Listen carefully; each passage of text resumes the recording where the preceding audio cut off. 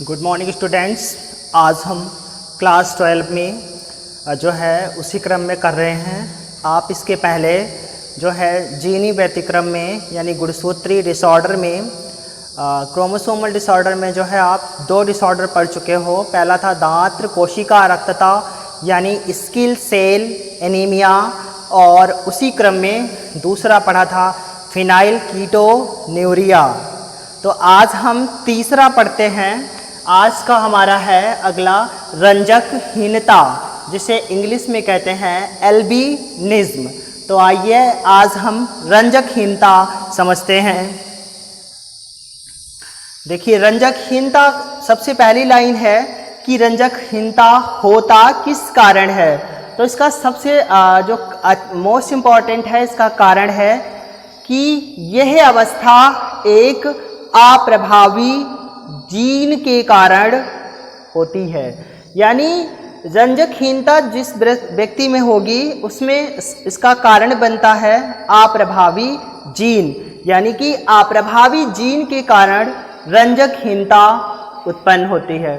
तो आप अप्रभावी जीन, प्रभावी जीन पीछे भी पढ़ कर के आए हो और समझ करके आए हो, तो हम अप्रभावी और नहीं बता रहे, आगे बढ़ते हैं। देखिए, यहाँ पर ये 3 लाइनें बताई गई हैं कि रंजकहीनता जब हो जाता है तो मनुष्य के शरीर में क्या दशा उत्पन्न होती है, यानी क्या कंडीशन उत्पन्न होती है।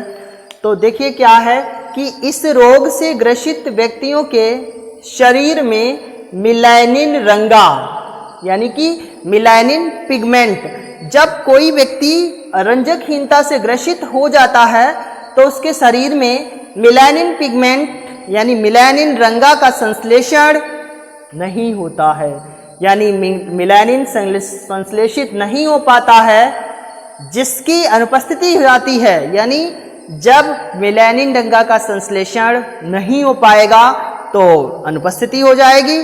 मिलानिन की अनुपस्थिति के कारण शरीर में क्या होगा, त्वचा, बाल, नेत्र की आइरिस यानी पुतली सभी रंगहीन हो जाते हैं। क्या होते हैं? रंगहीन हो जाते हैं।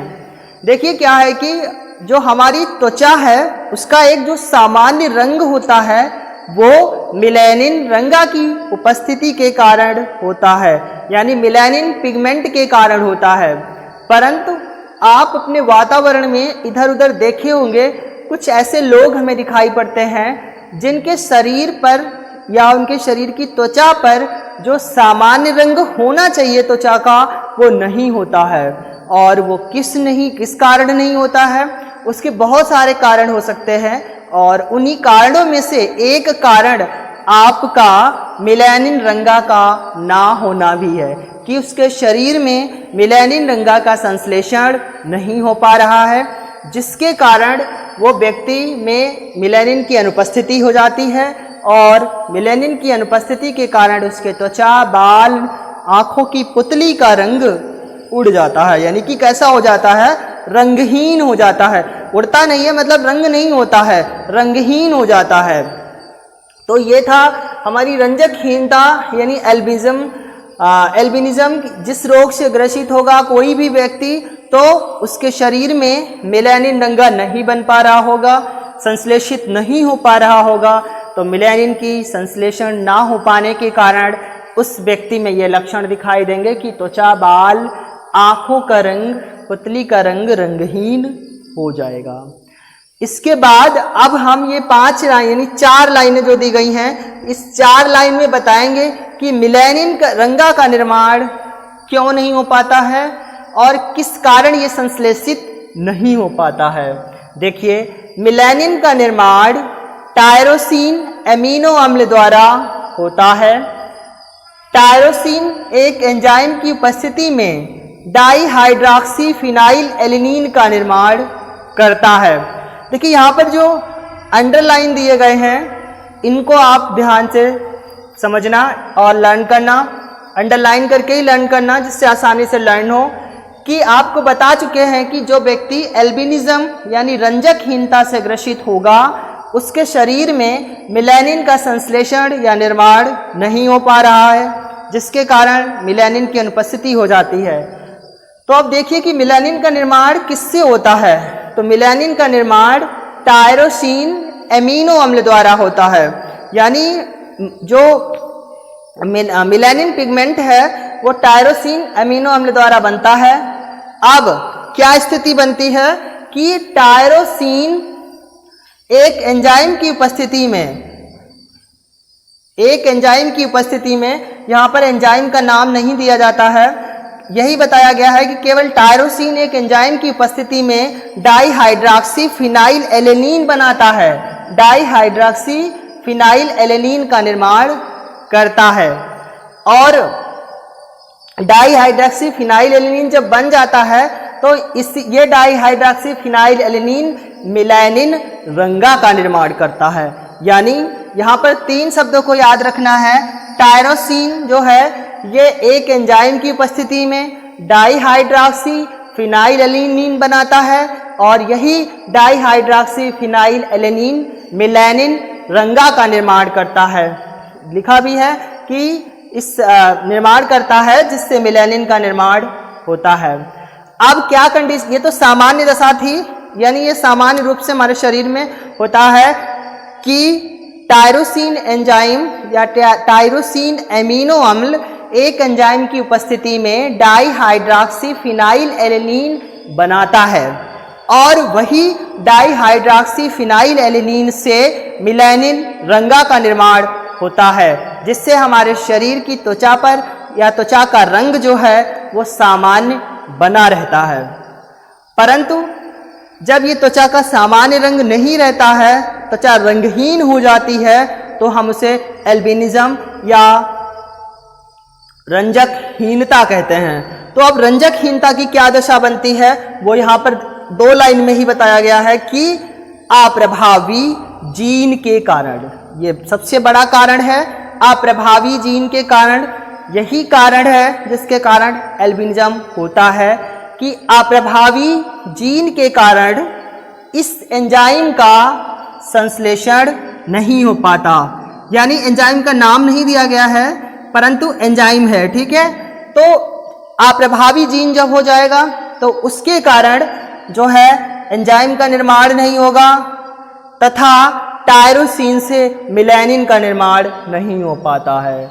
आपको पता है कि टायरोसिन एक एंजाइम की उपस्थिति में डाईहाइड्रॉक्सी एलेनिन बनाता है और डाईहाइड्रॉक्सी एलेनिन से मिलेनिन रंगा बनता है, परंतु जब अप्रभावी जीन हो जाएगा तो उस एंजाइम की उपस्थिति नहीं होगी और टायरोसिन से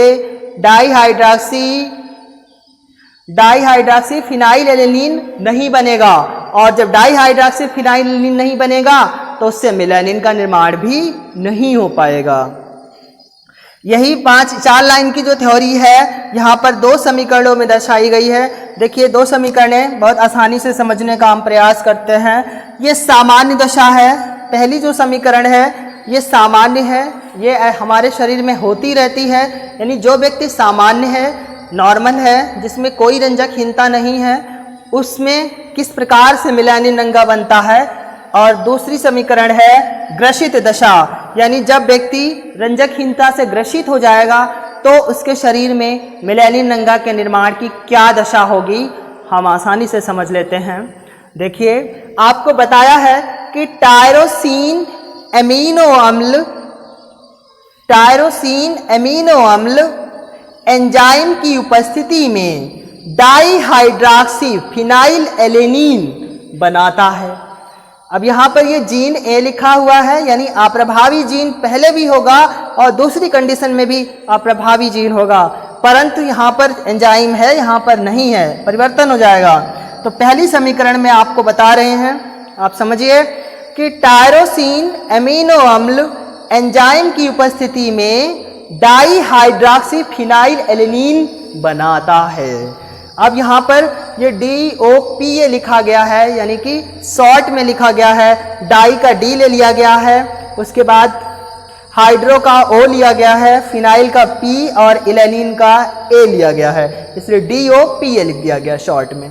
तो आप पहली समीकरण समझ रहे हो कि टायरोसिन एमिनो अम्ल एंजाइम की उपस्थिति में डाईहाइड्रॉक्सीफिनाइल एलिनीन बनाता है और यही डाईहाइड्रॉक्सीफिनाइल एलिनीन से मिलेनिन रंगा का निर्माण होता है, यानी मिलेनिन पिगमेंट, पिगमेंट माने रंगा या वर्णक, ठीक है। तो मिलेनिन रंगा का निर्माण होता है।